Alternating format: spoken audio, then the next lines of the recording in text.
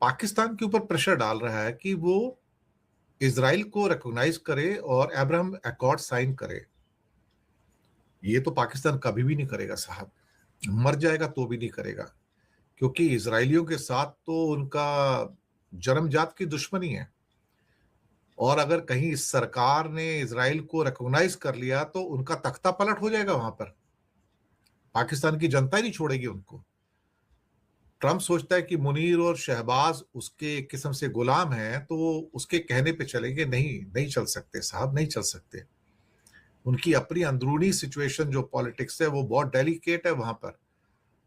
और ये कोई इंडिया थोड़ी जो आप रिकॉग्नाइज कर दोगे। वहां की जो पॉलिटिक्स है, वहां के जो लोग हैं, उनकी सोच अलग है। ईरान के ऊपर ठीक है, जो भी चल रहा है, जो डिलेमा इस टाइम चल रहा है, उसमें मारामारी अभी भी शुरू हुआ है और कुछ ना कुछ झड़पें हो रही हैं अभी भी हॉर्मुज़ के अंदर, अमेरिका और ईरान के बीच में, और कभी भी वो बड़ा रूप ले सकती हैं। कोई शक वाली बात नहीं है।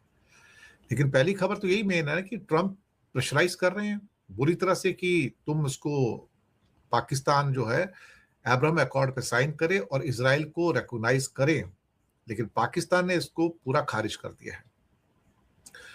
पाकिस्तान के डिफेंस मिनिस्टर ख्वाजा मोहम्मद आसिफ ने स्पष्ट किया कि इस्लामाबाद किसी भी ऐसे समझौते का हिस्सा नहीं बनेगा जो उनके मुल्क के अपने नजरियात हैं या अपनी सोच है, और फिलिस्तीन के मुद्दे पर जो उनकी काफी पुरानी जो पॉलिसी है उसके खिलाफ हो। पाकिस्तान की फॉरेन मिनिस्ट्री का कहना है कि जब तक फिलिस्तीन को एक इंडिपेंडेंट कंट्री का दर्जा नहीं मिलता, इसराइल को रिकॉग्नाइज करने का सवाल नहीं पैदा होता।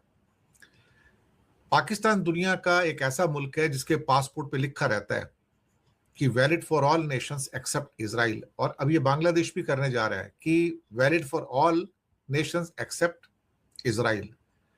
ट्रंप ने केवल पाकिस्तान ही नहीं बल्कि Saudi, Qatar, Turkey, Egypt, Jordan से भी अब्राहम अकॉर्ड में शामिल होने की अपील की है।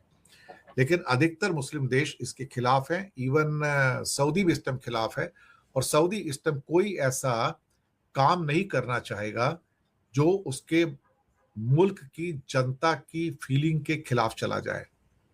दरअसल सच बात तो ये है कि ये ज्यूज लॉबी का असर है कि कहीं ना कहीं अब्राहम अकॉर्ड को एक्सेप्ट करवाकर गल्फ के लोगों को गुलाम बनाने का एक पूरा का पूरा प्रोसेस स्टार्ट किया जाए।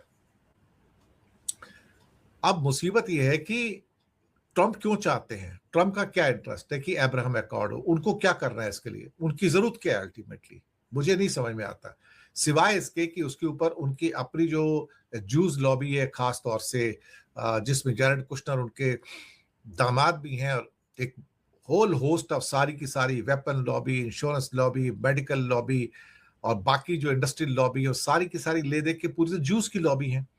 सच बात तो ये कि 60 लाख जूस जो अमेरिका में है वो 35 करोड़ क्रिश्चियंस को गुलाम बना के रखते हैं। ये मैं पहले से कहता आया हूं कि अमेरिका एक गुलाम मुल्क है।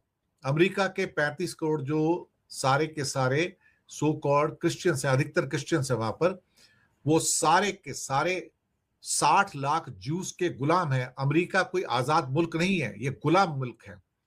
और ये अब्राहम अकॉर्ड मुझे लगता है कि ये तो कोई भी एक्सेप्ट नहीं करेगा। सऊदी भी एक्सेप्ट फिलहाल नहीं करने जा रहा है, और इसमें शामिल होने के लिए जो भी दबाव ऊपर से डाला जा रहा है। लेकिन दुनिया में हर वो चीज जो आप सोचते हो जरूरी नहीं कि वो हो जाए। और पाकिस्तान हो, सऊदी हो, कतर हो, वो ठीक है, उनके छोटे मोटे इजराइल के साथ रिलेशनशिप हैं। यूएई के तो खैर बहुत ही ज्यादा हो गए हैं, लेकिन वो पाकिस्तान जैसा मुल्क या सऊदी जैसा मुल्क इस ढंग से अब्राहम अकॉर्ड साइन कर लें, मुझे ऐसा फिलहाल होता हुआ कहीं भी नजर आ नहीं रहा है। ये बिल्कुल और बिल्कुल सच बात है। ये बात मैं भी ये सोच के चलता हूं कि ये इम्पॉसिबल है कि अगर ऐसा कुछ हो जाता है यहां पर तो। इसके अलावा ईरान के अंदर जो हलचल है इस समय, वो मुझे लगता है कि वो बहुत ज्यादा है इस समय, और हालात कुछ इस किस्म के पैदा हो गए हैं कि जहां पर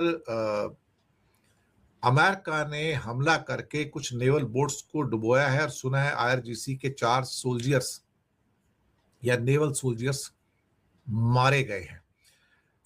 मुस्तफा खुमनई इस समय बहुत गुस्से में नजर आ रहे हैं, और ऐसा लग रहा है कि अब ये बातचीत वगैरह जो है अब शायद बैक सीट पे जानी शुरू हो गई है, क्योंकि अमेरिका जिस हिसाब से प्रेशर डाल रहा था, तो वो अब अ, ईरान को बिल्कुल बिल्कुल ही मंजूर नहीं है इसका मतलब।